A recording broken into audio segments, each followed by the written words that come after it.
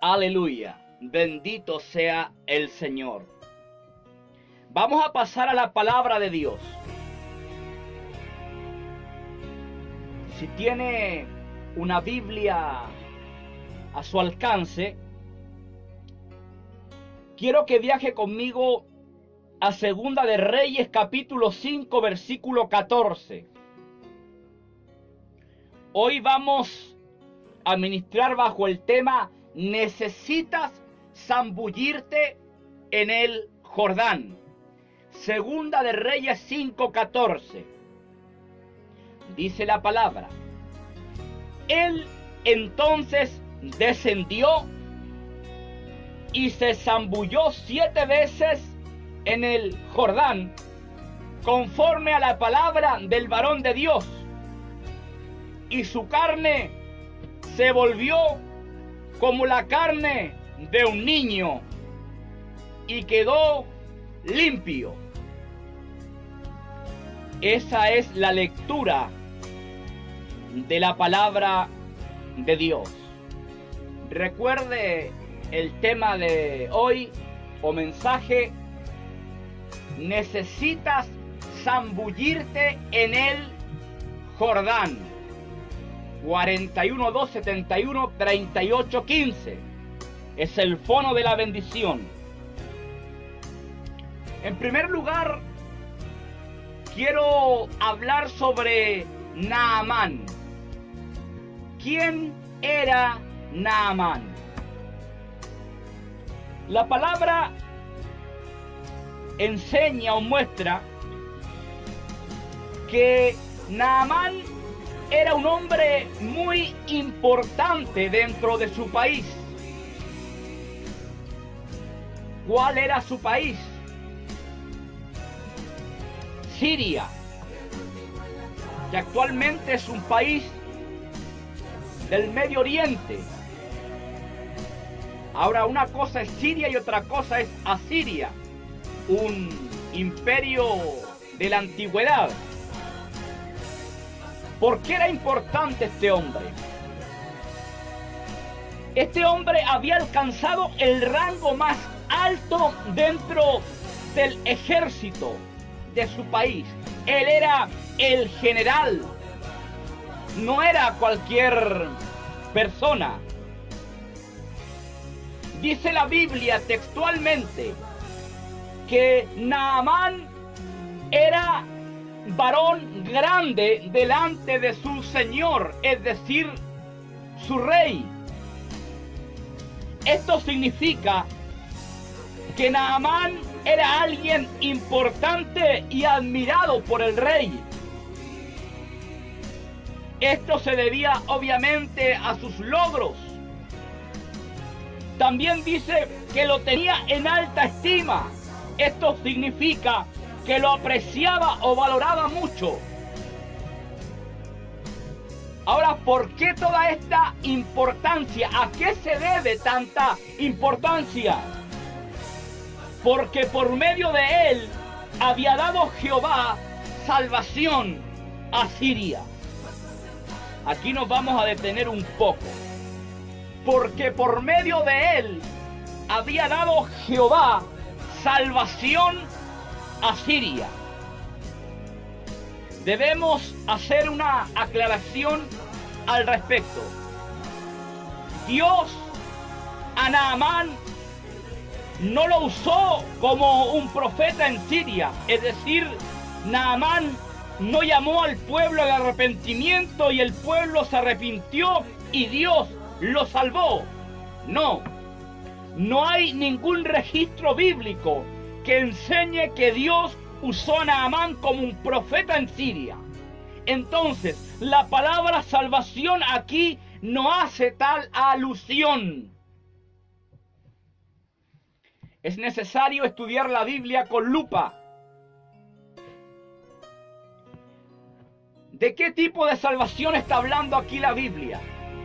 Dios ayudó a Naamán y a su ejército en la guerra, dándoles la victoria. Esa victoria significó, la salvación de Siria, de no tener que caer en manos enemigas y ser dominado.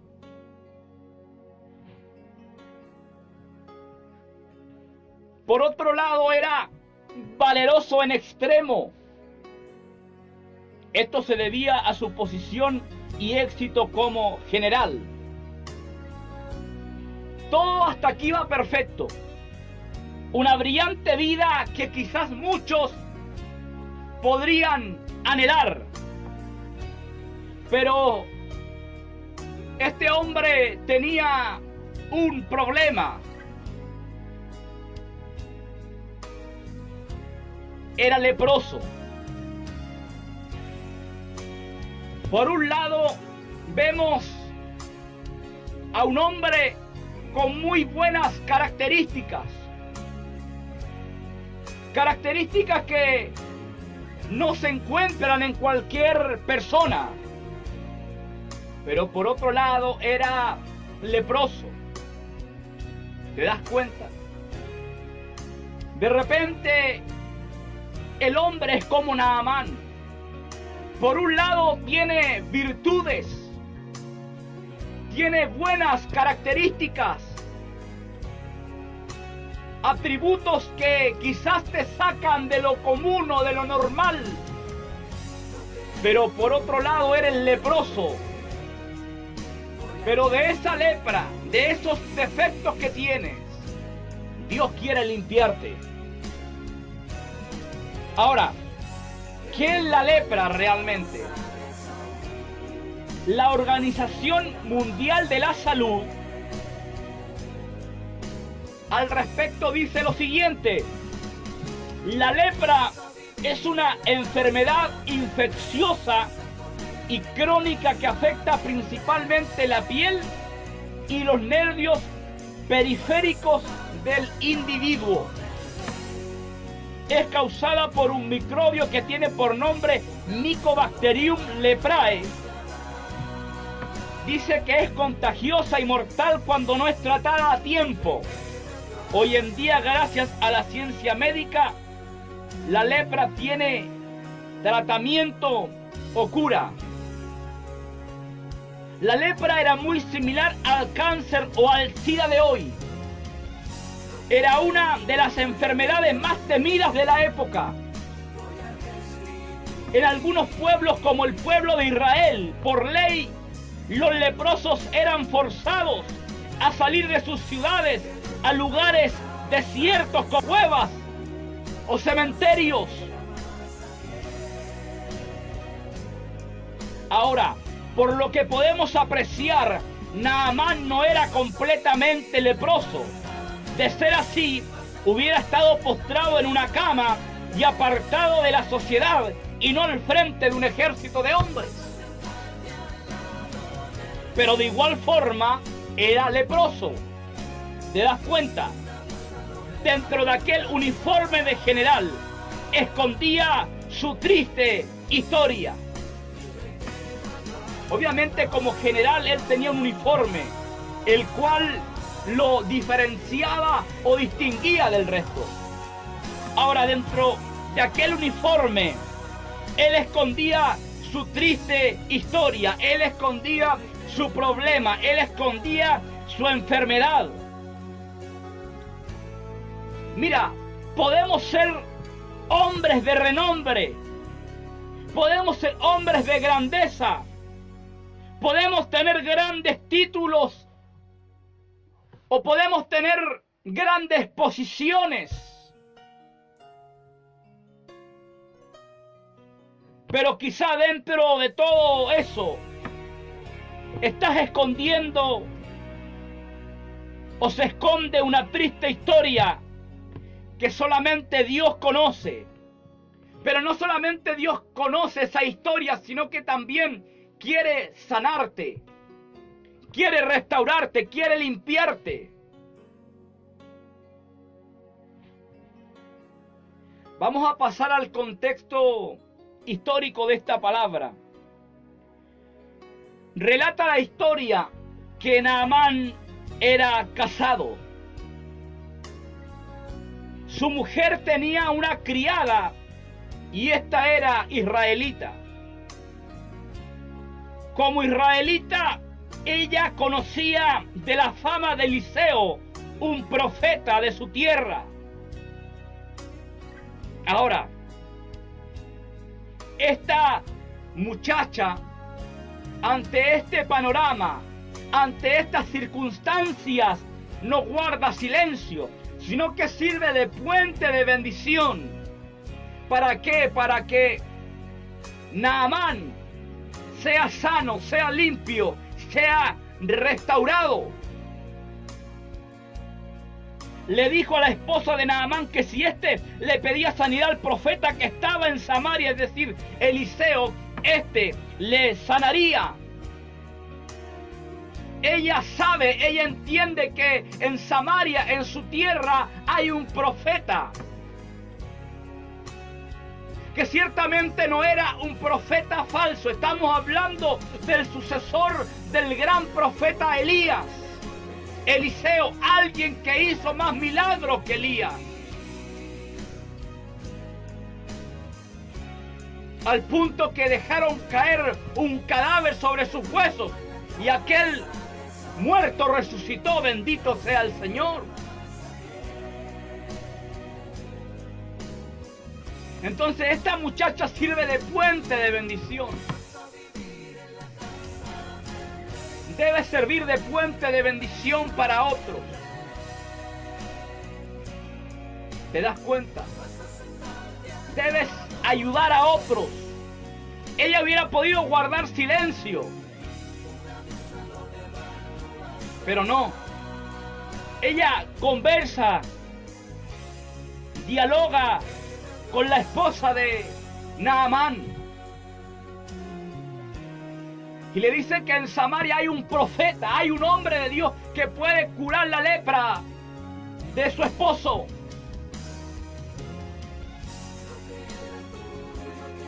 La pregunta es, ¿estamos sirviendo de puente de bendición para otros?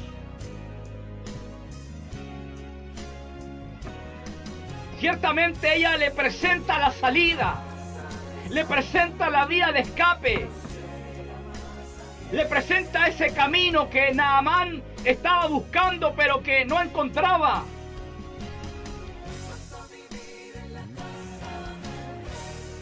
Muchas veces sabemos de gente que está enferma, de gente que está atribulada, de gente que está pasando por distintas circunstancias.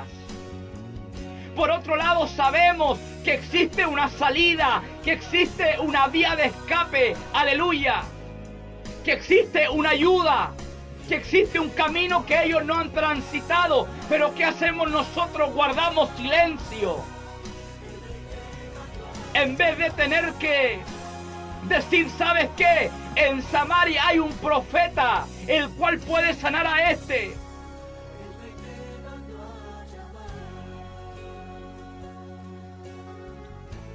¿Te das cuenta? Ahora su esposa no tardó en contarle lo que su criada le había dicho. Naamán confió en las palabras de tal muchacha. ¿Y qué es lo que hace? Le hizo saber todo esto a su rey con la intención de que lo autorizara para que fuera a Israel. Y así ocurrió. En ese entonces Samaria era la capital de Israel, como lo era Jerusalén de Judá. Ahora, ¿qué ocurre? Conforme a la costumbre de las naciones de ese entonces, el rey de Siria le envió presentes al rey de Israel en señal de paz. ¿Qué le envió? 340 kilos de plata, 60 kilos de oro y 10 mudas de vestido, que obviamente no era o no eran cualquier vestido. También le envió cartas. Las cartas, ¿qué es lo que decían? Cuando lleguen a ti estas cartas, sabe por ellas que yo envío a ti a mi siervo Naamán para que lo sane de su lepra. Cuando el rey de Israel leyó la carta, rasgó sus vestiduras en señal de enojo, el cual de alguna manera era comprensible. ¿Sabes por qué? Porque en primer lugar estaba evidentemente fuera de su poder tener que sanar la lepra de Naamán. Es verdad, él era el rey, él era el señor de, por así decirlo, de Israel, en términos terrenales, pero él no podía sanar a Naamán. Tenía todo el poder político, todo el poder militar, pero no tenía el poder milagroso para tener que sanar a ese hombre. Y segundo, no tenía relación alguna con el profeta de Dios que realmente tenía el poder para sanar a ese hombre. Él pensó que el rey de Siria buscaba ocasión contra él, ya que el contenido de la carta parecía una verdadera burla. Oyendo esto, Eliseo mandó a llamar a Naamán y este vino. Este se presentó, el enfermo en busca del médico. Ahora salió a la puerta un mensajero de Eliseo y le dijo a este hombre: ve y lávate 7 veces en el Jordán y tu carne se te restaurará y serás limpio. Era muy complicado esto. Es difícil o imposible zambullirse 7 veces en un río. Le pregunto a la audiencia presente: ¿es difícil zambullirse 7 veces en un río? No. El problema es que el Jordán no era un buen río, por así decirlo. El Jordán era un río contaminado. En la ribera se podían ver de alguna manera los insectos. Ahora, para una persona como Naamán era indigno y vergonzoso zambullirse en un río así, más bien delante de sus criados, de sus siervos. ¿Y qué es lo que hace? Toma una decisión, regresa enojado. Finalmente es convencido por sus siervos. Hizo conforme a la palabra del profeta y quedó limpio. Esta es la historia. Pero no puedo dejar el mensaje en la historia. Ahora debo traer el mensaje a este tiempo.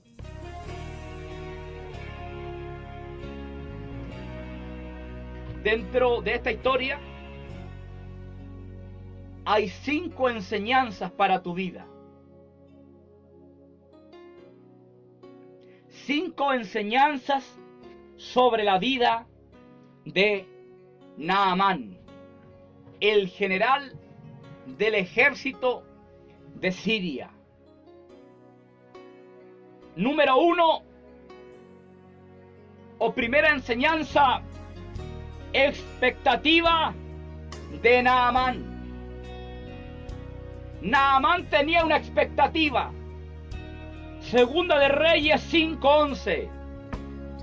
Y Naamán se fue enojado diciendo: he aquí, yo decía para mí, saldrá él luego y estando en pie invocará el nombre de Jehová su Dios y alzará su mano y tocará la lepra y tocará el lugar y sanará la lepra.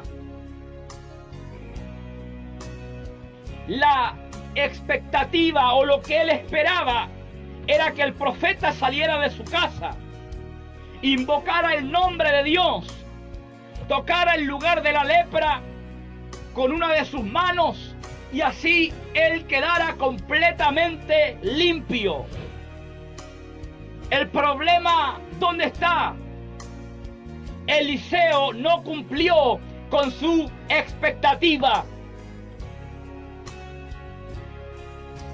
Le envió un mensajero, Giezi, con una orden bastante específica: zambúllete 7 veces en el Jordán y serás limpio. El método que tenía entre manos Naamán para ser sano no era el mismo método que tenía Dios para su sanidad. La razón era porque Dios quería doblegar algo en Naamán. Ahora, ese algo no iba a ser doblegado con su expectativa, con lo que él esperaba. Esa es la realidad de las cosas. La gran enfermedad de Naamán no era la lepra, era otra cosa.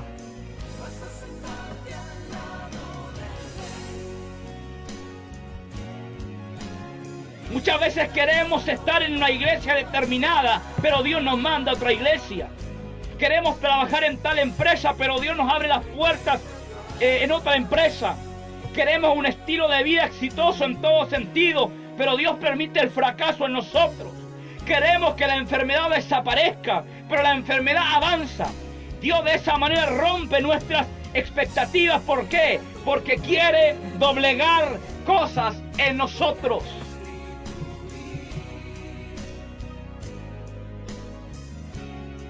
Lo quiero reiterar, porque esta es la primera enseñanza. Naamán tenía una expectativa, él esperaba algo. Él dijo: el profeta va a salir de su casa, va a invocar el nombre de su Dios, con una de sus manos tocará el lugar, tocará ese lugar donde yo tengo la lepra, y yo voy a ser sano. Pero Eliseo no cumplió con su expectativa, con lo que él esperaba, con su anhelo.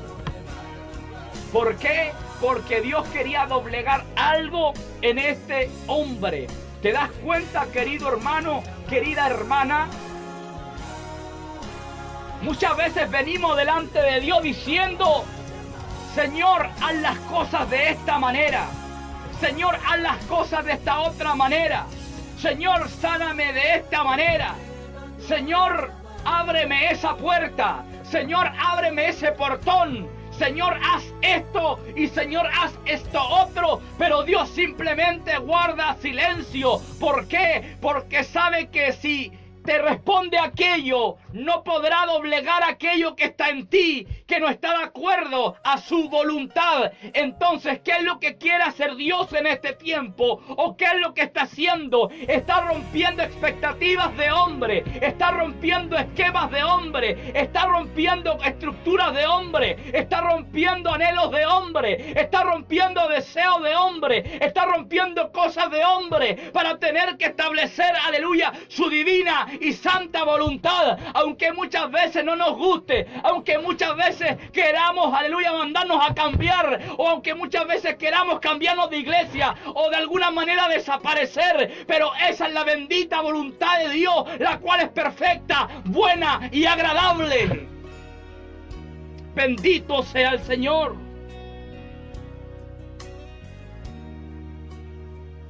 Bendito sea el Señor.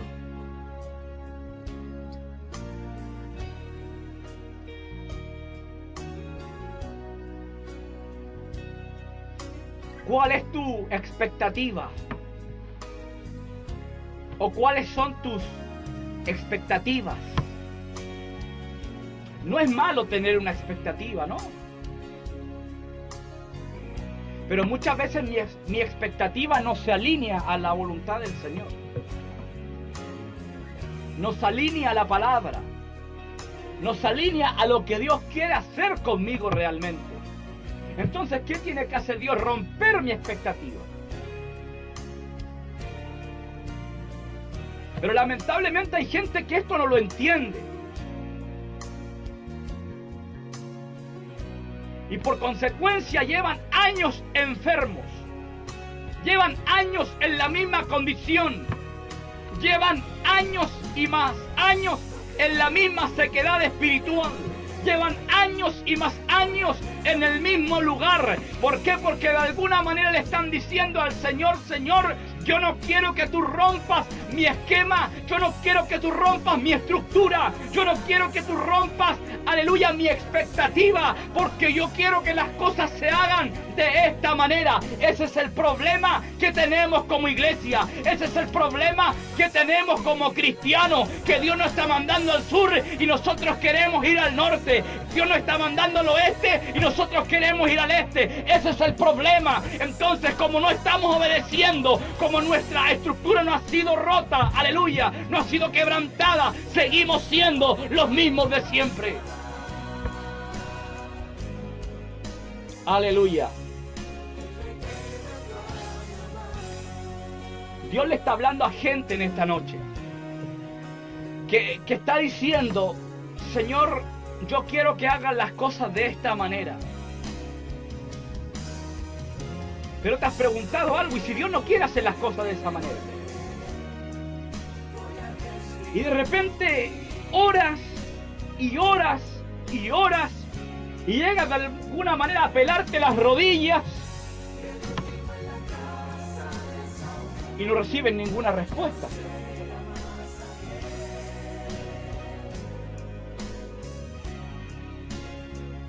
¿Te das cuenta?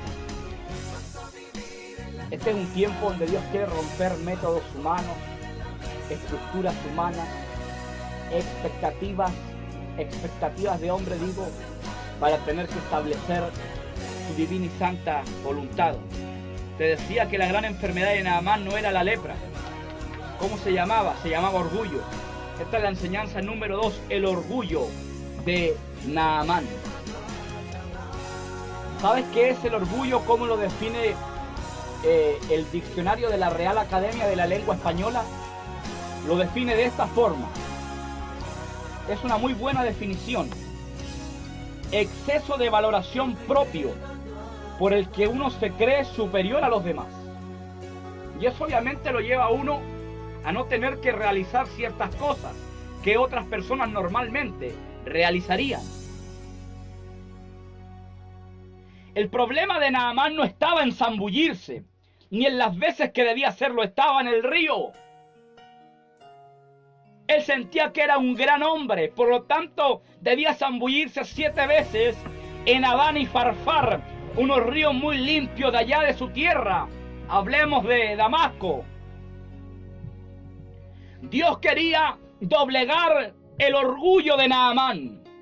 Debemos entender, hermano, que Dios usa o permite determinadas circunstancias para tener que doblegar cosas en nosotros que no están de acuerdo a su voluntad. Muchas veces nos preguntamos: ¿qué es lo que me está pasando? ¿Me lanzaron una brujería? ¿O se me cruzó un gato negro? ¿O por ahí anda un brujo persiguiéndome? ¿O simplemente tengo mala suerte, como dicen algunos? ¿Qué me está pasando? No se trata de que se te haya cruzado un gato negro, ni estés hechizado, ni nada por el estilo. Lo que pasa es que Dios de alguna manera está tratando de doblegar cosas en ti que no están de acuerdo a su voluntad. Dios usa o permite determinadas circunstancias para tener que doblegar cosas en nosotros.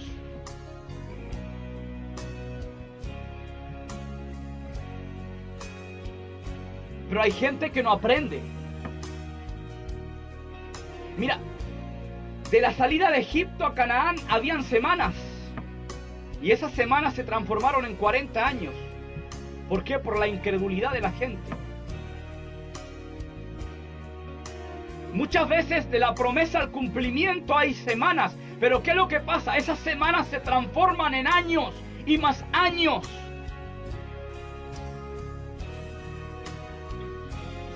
Una cosa es pasar por el desierto, pero otra cosa muy distinta es construir tu casa en el desierto y vivir en el desierto. Y ese es el problema de la gente. Porque no aprende la lección. Dios puede usar una enfermedad. Dios puede usar una circunstancia. Dios puede usar la pérdida de algo o alguien. Dios puede usar un hecho lamentable para hacerte entender algo. Y muchas veces estás ahí cabeceando. Y además, por otro lado, te estás quejando y te estás rebelando. ¿No te das cuenta de que Dios de alguna manera quiere doblegar ese orgullo? Quiere doblegar esa envidia, quiere doblegar ese egocentrismo, quiere doblegar ese grado de superioridad que muchas veces está en ti. Mira lo que dice la palabra en Daniel 4, 30 y 31. Mira lo que dice. Habló el rey y dijo: ¿no es esta la gran Babilonia que yo edifiqué para casa real con la fuerza de mi poder y para la gloria de mi majestad? Aún estaba la palabra en la boca del rey cuando vino una voz del cielo: a ti se te dice, rey Nabucodonosor, el reino ha sido quitado de ti.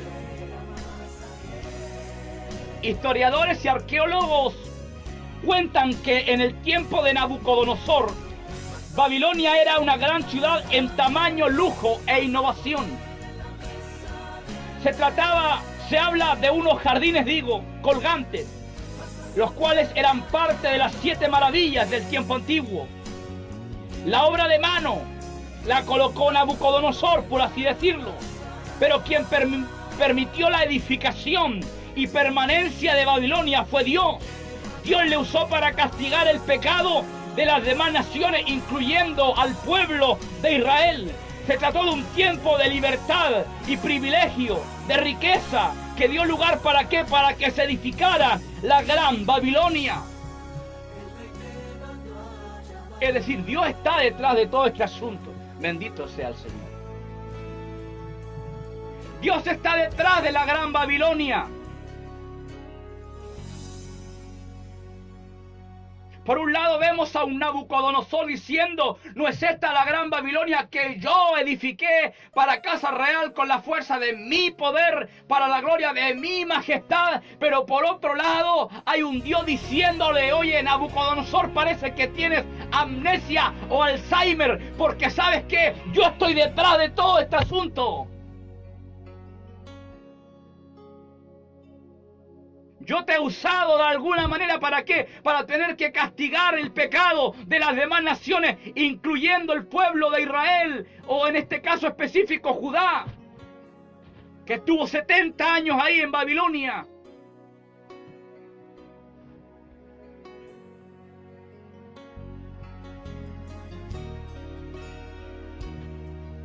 Ahora, ¿qué es lo que hace Dios ante una situación como esta? Dios humilló a Nabucodonosor para quebrantar su orgullo, su egocentrismo, su yo personal. Cuenta la Biblia que perdió las razones, es decir, enloqueció, y enloqueció al punto que comía hierba con los bueyes, y su apariencia era la de un animal. En aquel entonces obviamente fue quitado del reino. Ya no era el gran rey de Babilonia, ahora era un pobre loco. Esa es la realidad de las cosas. Todo esto le ocurrió para que reconociera que es Dios quien está detrás de cada logro, de cada asunto. Esa es la realidad de las cosas. Mira, un hombre millonario tenía su oficina en el piso 50 de un tremendo edificio. La oficina estaba completamente equipada y era tremendamente lujosa. Algo que volvía loco a cualquiera. Los que entraban a la oficina no colocaban sus ojos en el lujo, sino en una cajita vieja y sucia que estaba por ahí. Alguien le preguntó el porqué de la caja. El hombre respondió que cuando era joven, en esa cajita guardaba la escobilla y una pasta, ya que lustraba zapatos. Entonces, dijo él, cuando viene a mí el orgullo, cuando viene a mí la superioridad, cuando viene a mí el egocentrismo, miro la cajita y recuerdo a Dios. Si no hubiera sido por él, todavía estaría lustrando zapatos en las calles, A Él le debo todo lo que soy. De repente nos falta por ahí una cajita vieja o sucia. De repente nos falta por ahí un recuerdo. De repente nos falta por ahí una imagen, un video para recordar de dónde Dios nos sacó, para recordar de dónde Dios nos levantó, para recordar de dónde surgimos. Porque hay gente que lamentablemente en la altura se marea bastante, y cuando te mareas mucho, ¿sabes qué es lo que pasa? Comienzas a hablar estupideces, comienzas a hablar cosas que no corresponden, y hoy día hay gente que en la altura se está mareando. Hay mucho Nabucodonosor hoy día.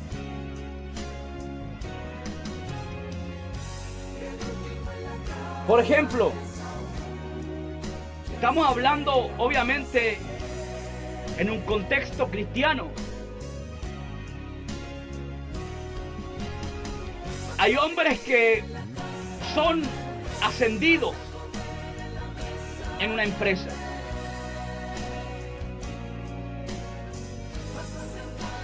Digamos que de jornal o maestro te ascienden a supervisor o capataz o jefe de obra.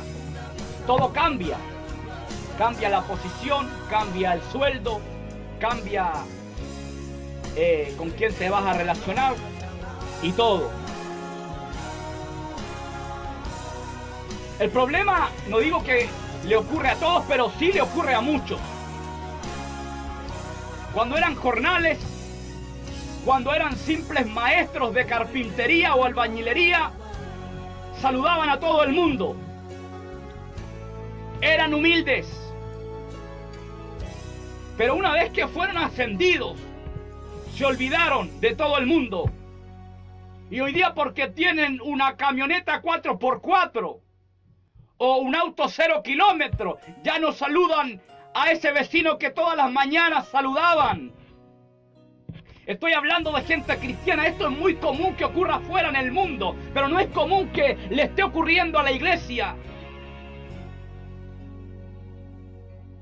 Cuando eras un simple jornal, cuando ganabas el sueldo mínimo, cuando comías pan de 4 o 5 días, eras amigo o querías ser amigo de todo el mundo. Pero una vez que fuiste ascendido y ya el sueldo no eran 300 lucas, sino eran 600,000 pesos, como que te olvidaste hasta de tu propia familia, como que te olvidaste hasta de los vecinos, te olvidaste del pastor, te olvidaste de la iglesia, te olvidaste de toda la gente. ¿Por qué? Porque hoy día tienes otra posición, porque hoy día tienes otro cargo, porque hoy día tienes otro estatus de vida. Pero no deberías olvidarte de nadie, sino que deberías ser un agradecido y recordar de dónde Dios te sacó, recordar de dónde Dios te levantó. No porque tengas manjares hoy día en tu mesa vas a decir aleluya, yo no necesito de Dios ni necesito de nadie. Pero hay gente, aleluya, que no recuerda. Hay gente que tiene un problema de amnesia, aleluya.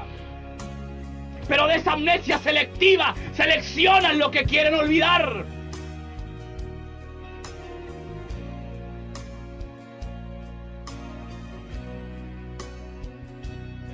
¿Te das cuenta?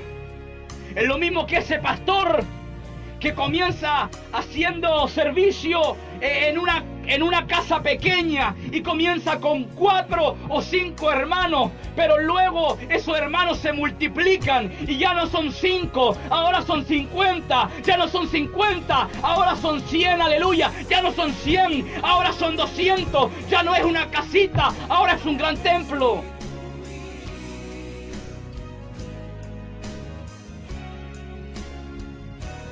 Es un mausoleo.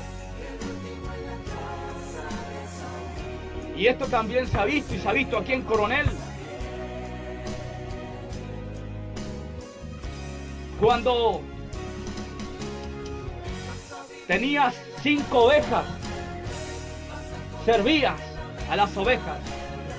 Pero ahora que tienes 50 o 100 ovejas, te sirves a las ovejas.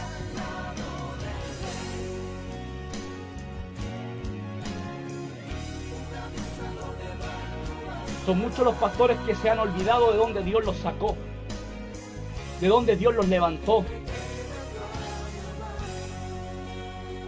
Una vez que construyen el templo de material de 20 por 30, o de 30 por 40.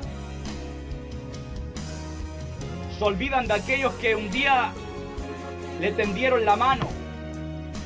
Se olvidan de aquellos que le dieron los primeros contactos. Se olvidan de los puentes que Dios le colocó en el camino para que hoy día lleguen a ser a lo mejor un pastor de renombre. Entonces es necesario recordar. Y como que ese pastor no saluda a nadie ya. Antes te saludaba hasta con ósculo santo. Hoy día con suerte te levanta la mano. Es terrible. Es igual que esos predicadores. Aquí nadie nace siendo un gran predicador. Es el tiempo el que te perfecciona, el que te prepara, el que te equipa, en la medida que tú te esfuerzas. Pero hay predicadores que de alguna forma se están mareando. Debes recordar tus primeros mensajes. Debes recordar tus primeros sermones. No sé si te acuerdas cuando se te trababa la lengua, cuando eras a lo mejor un Moisés. No sé si te acuerdas cuando te turbaba, cuando te colocabas todo nervioso, cuando te daba hasta pánico escénico. Pero hoy día, de alguna manera, Dios te ha levantado como predicador, te ha hecho visitar las 15 regiones de Chile, te ha llevado a lo mejor a otros países o te ha puesto en lugares altos, pero luego te olvidas de ese Dios que te levantó. Es necesario tener siempre presente a Dios. Es necesario reconocer que aunque sepamos mucho de la Biblia, que aunque somos grandes predicadores o grandes pastores o lo que seamos, hablando de experiencia, necesitamos y dependemos siempre del Dios de los cielos. Esto es más que hermenéutica, esto es más que teología, esto es más que homilética, esto se llama dependencia de Dios. Oh, bendito sea el Señor.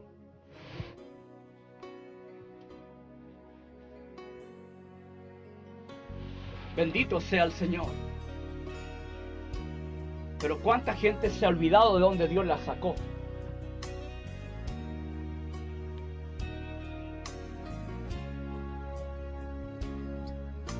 Que la casa nueva no te cambie.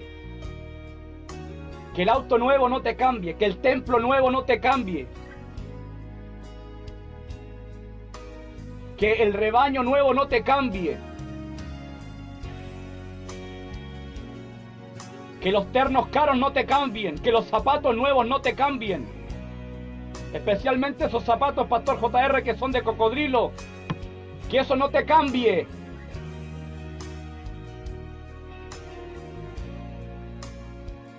Pero muchos, estando dentro de la iglesia, se han olvidado de dónde Dios los sacó. Es por eso que no quieren contar su testimonio. Porque sienten vergüenza de quiénes eran. No estamos hablando aquí de pecados, estamos hablando de las malas circunstancias. Yo he conocido a muchos que de repente se compran o cambian el vehículo, pasan de una Fiorino a una camioneta de alta gama y como que después a uno lo desconocen. La Mahindra no te puede cambiar. Pero muchas veces las cosas materiales te cambian. ¿Por qué? Porque tú permites que te cambien. No, Señor, dame un auto para tener que salir a pasear con mi familia y tener que llevar a los hermanos de la iglesia a su casa cuando termine el servicio. Sí, cuando termina el servicio eres el primero en salir, te subes a tu auto y te olvidas de todo el mundo. No estoy en contra de las cosas materiales. Lo que te estoy diciendo es que tienes que ser como la mujer tsunamita, colocar lo que tiene a disposición, aleluya, del reino de Dios. Pero Dios puede usar circunstancias. ¿Para qué? Para tener que quebrantarte. Y Y Dios ha usado circunstancias para tener que quebrantar hombres. Dios ha usado enfermedades. Dios ha usado problemas, ha usado conflictos, ha usado gigantes para tener que derrumbarnos. Para tener que reconocer que sin Él no somos nada ni nadie. Esto no se trata de llevar años en el Evangelio, de ser una persona de renombre, de tener tal o cual cargo. No. Se trata de que necesitamos y dependemos de Dios en cada momento. Esto va más allá de tus cartones, de tus diplomas, de tus medallas, de tus reconocimientos. Eso va a quedar aquí en la tierra. Bendito sea el Señor. Enseñanza número 3. Sus criados le convencieron. Ya son las 11 de la noche. ¿Cómo pasa la hora? Versículo 13. Mas sus criados se le acercaron y le hablaron diciendo: Padre mío, si el profeta te mandara alguna gran cosa, ¿no lo harías? ¿Cuánto más diciéndote lávate y serás limpio? ¿Qué le quisieron decir? Vamos a parafrasear, a ver. Naamán, ante estas circunstancias, se olvida de todo el sacrificio y de todos los peligros que enfrentó para llegar a Samaria.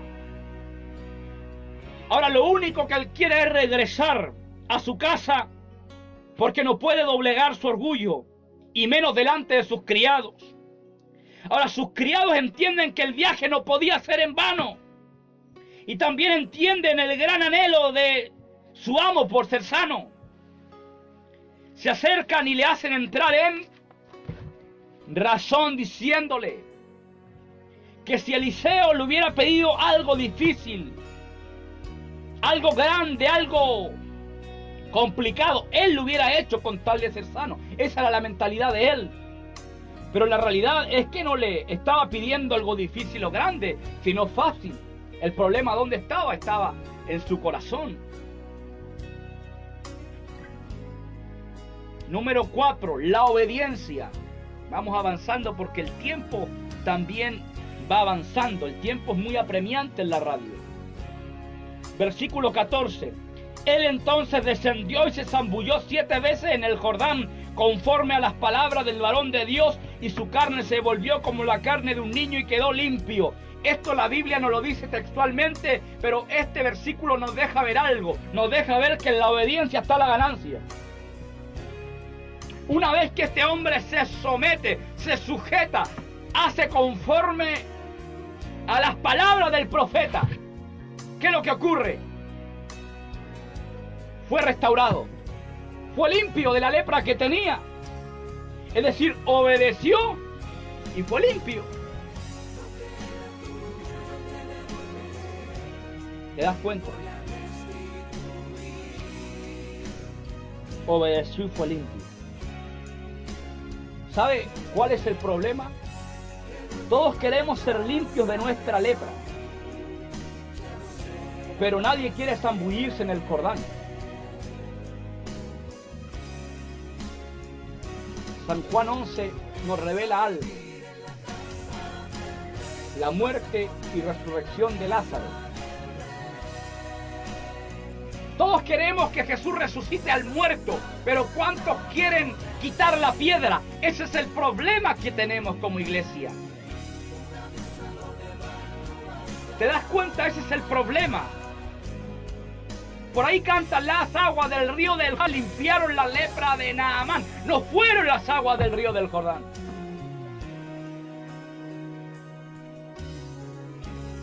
Fue Dios que se proveyó de ese río para tener que doblegar algo en este hombre. Este hombre obedeció, doblegó ese orgullo y fue limpio. En la obediencia está la ganancia.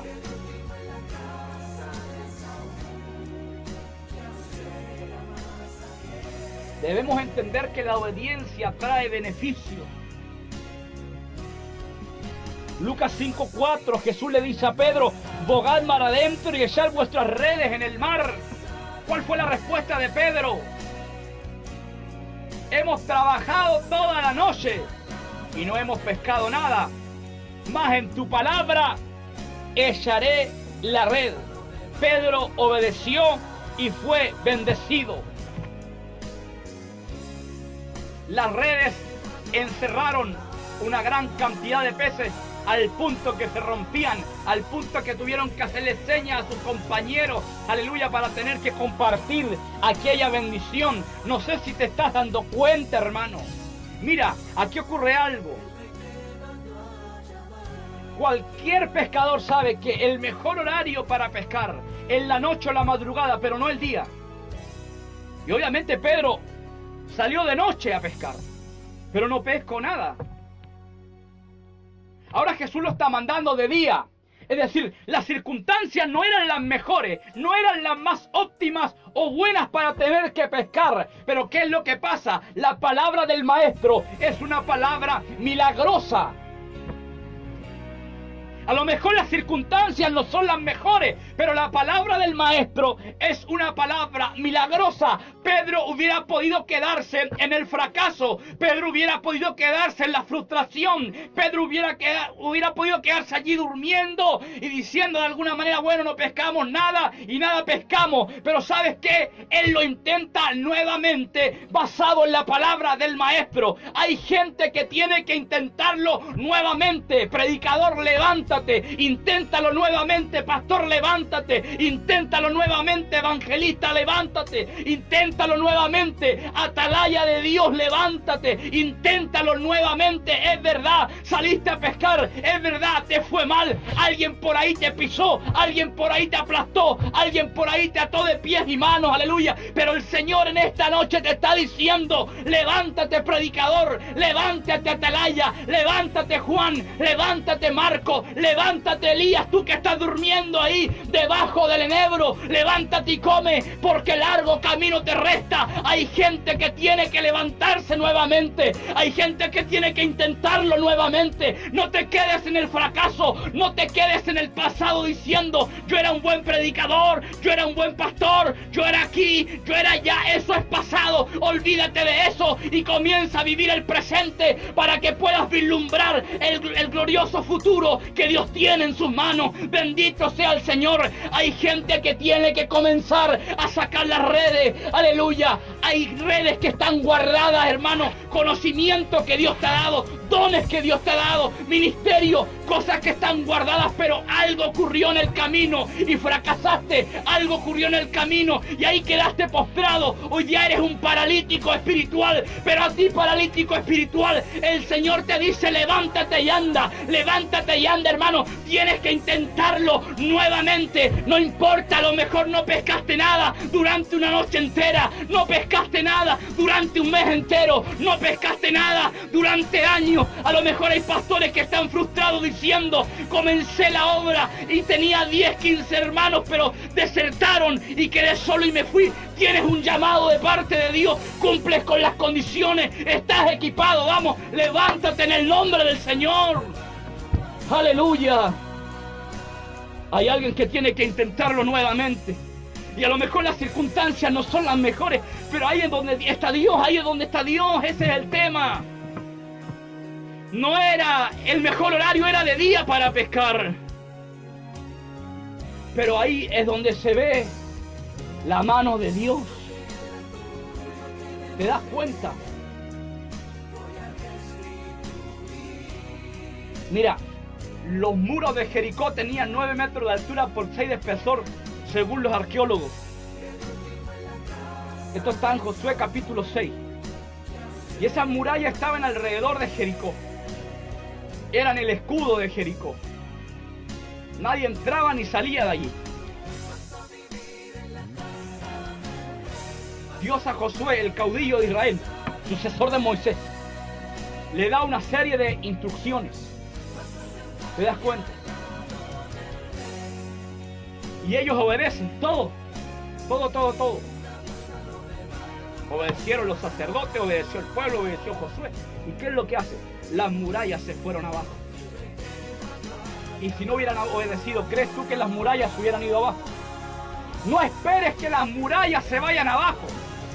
Si estás en tu casa de vacaciones, si estás en tu casa descansando, Si estás en tu casa quejándote o lamentándote por tal o cual situación, es tiempo de hacer conforme a la palabra. Es tiempo, aleluya, de cumplir con la orden de Dios para que las murallas se vayan abajo. Tenían 9 metros de altura por 6 de espesor. No eran panderetas, no eran simples murallas, eran grandes murallas. Pero Dios derrumbó esas murallas por la obediencia de un pueblo que se levantó diciendo: yo creo en el Señor. Hay gente que tiene que levantarse en fe. Hay gente que tiene que activar lo desactivado. Hay gente, aleluya, que tiene que moverse. Es verdad, de repente, aleluya, la prueba es fuerte y de alguna manera nos quiere dejar tendidos en el camino, pero Dios te dice: levántate, sigue predicando, sigue profetizando, sigue, aleluya, llevando a cabo mi obra. Tienes que intentarlo nuevamente, tienes que moverte. En la obediencia está la ganancia. ¿Por qué muchas veces no somos bendecidos? ¿Por qué muchas veces no somos prosperados? ¿Por qué no somos sanados? ¿Por qué no somos levantados ministerialmente o espiritualmente? ¿Sabes por qué? Porque muchas veces somos desobedientes. No obedecemos a la palabra. Ese es el tema. Mira, la palabra en Hechos 15:38 dice algo. A Pablo no le pareció bien llevar a Juan Marcos, porque desde Panfilia los había abandonado a ellos.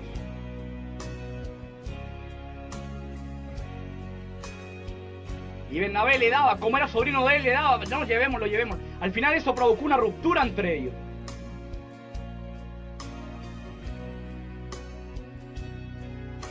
Pero ¿sabes qué es lo que pasa? Con el tiempo, este Juan Marcos, que en ese momento no servía para misiones, este Juan Marcos que no estaba preparado, que no estaba equipado, que le pesaba mucho la obra, este hombre con el tiempo se prepara. Y ahora Pablo, ese mismo Pablo que dijo: no me parece bien llevarlo, ahora en 2 Timoteo 4:11, ¿sabes qué es lo que pasa? ¿Sabes qué es lo que pasa? ¿Qué es lo que dice Pablo? Trae contigo a Marcos o a Juan Marcos, porque me es útil en el ministerio. No sé si me estás entendiendo. En Hechos 15:38 no era útil, pero en 2 Timoteo 4:11 obviamente pasaron años, pero durante estos años este hombre se preparó, este hombre se equipó, este hombre se armó de valor, este hombre obedeció, y ahora que obedece, ahora que está preparado, ahora que está listo, Pablo dice: este me es útil en el ministerio. Ese es el problema. Hay gente que de alguna manera está diciendo: llevo 5 años, llevo 10 años y soy el mismo cristiano, soy la misma persona. Dios me dijo que iba a ser un gran predicador, Dios me dijo que me iba a sacar a otros lugares y ni siquiera me ha sacado de mi casa. Bendito sea el Señor para siempre. Pero la pregunta es: ¿te estás preparando? ¿Estás obedeciendo? Para que Dios diga desde el cielo: ahora Juan, ahora Marta, ahora Marco, ahora María me es útil en el ministerio. Hay hermanos que de repente dicen: hermano, usted predica lindo, usted predica bonito. Pero le digo algo, hermano, esto no se trata tanto de predicar bonito, lindo. Detrás de todo esto hay un sacrificio. ¿Se da cuenta? Detrás de todo esto se paga un precio. No estamos hablando de dinero, estamos hablando de obediencia. Donde tienes que llevar una vida de oración, de ayuno, de estudiar la Biblia, de consagración. Hoy ya son pocos los hombres que suben al monte como Moisés. Me refiero al monte de la oración, al monte del ayuno, para tener que bajar con las tablas de la ley, para bajar con la palabra en la mano. ¿Dónde estás buscando la revelación? De repente la revelación se busca en la casa de los pastores. De repente la revelación se busca en la casa de la presidenta de Dorca. De repente la revelación se busca en la casa de tal joven o jovencita. Aleluya. ¿Por qué? Porque no se tiene comunión con Dios. Y como ese puente está quebrado, entonces Dios no te dice nada de nadie. Y tienes que andar preguntando por ahí: ¿cómo está este? ¿Cómo está este otro? Para llegar a la iglesia y decirle: así dice el Señor.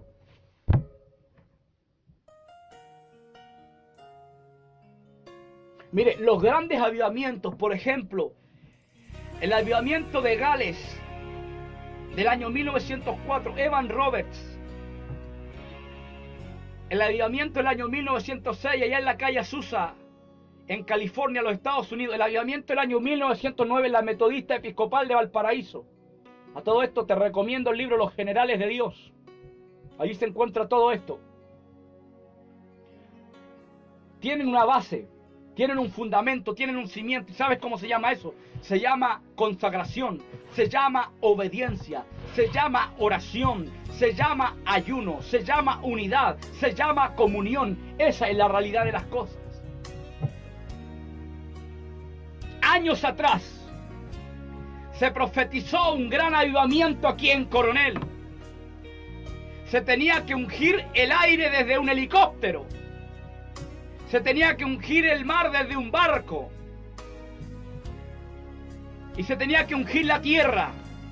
Y eso iba a cambiar los aires de Coronel. Eso iba a transformar Coronel. Eso iba a traer un gran avivamiento. ¡Mentira del diablo!